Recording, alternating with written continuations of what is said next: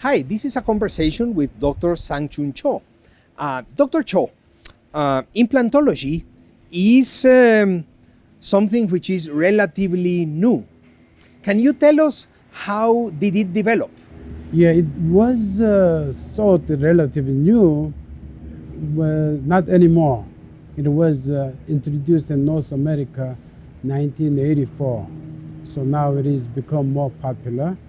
But of course, on a different country or different society may be relatively new. But we think it is become more popular and popular.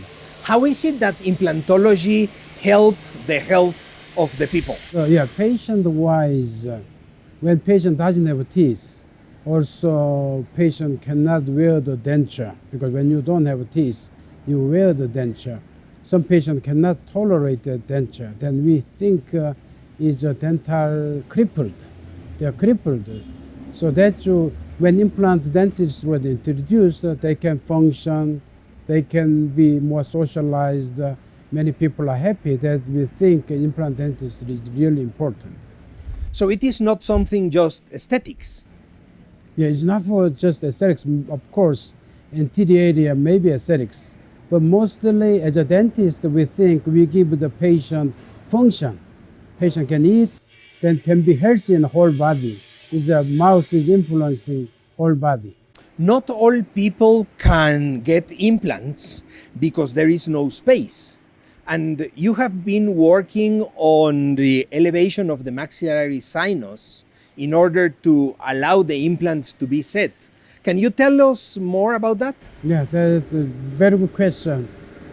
Yeah, there is less space means that patient doesn't have enough bone. You know, people is old, they have less bone. But with the sinus augmentation, we can solve 1/4 of the problems. So that we think a sinus elevation procedure is so important. But also this procedure was regarded as an advanced procedure. Not everybody can do that. Then we give a special education course. That's why I'm here to give the course. The posterior maxilla is sinus was pneumatized. The air was coming and become smaller. The space was not available. That's why we place implant. But with the sinus augmentation, we build upon on sinus area, you can have implant. That's the advantage of doing sinus augmentation procedure.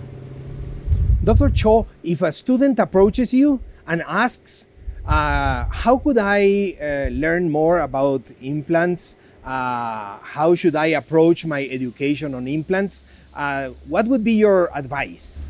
Yeah, in the past, NYU, New York University, where I've been there past 20 years, we were a leader. We were the only institute, many cases.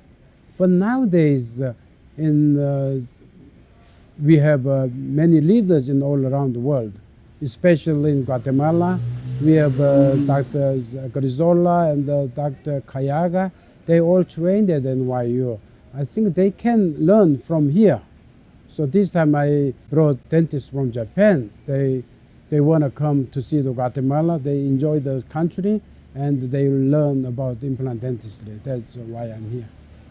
And in this direction, Dr. Cho, why did you choose Universidad Francisco Marroquín for this course? Yeah, in the beginning, I did my third times, as my tie is showing. Third times, then when in the beginning, I came here because of my former students.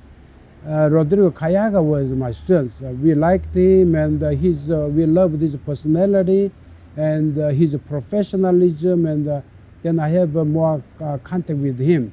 Then I came here. Then also I was impressed.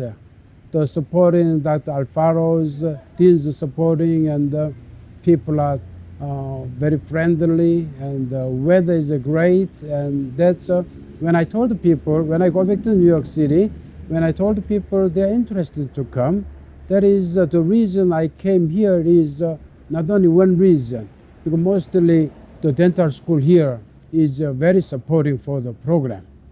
So that's the reason I came here. Dr. Cho, Thank you for sharing this experience with us, and thank you too.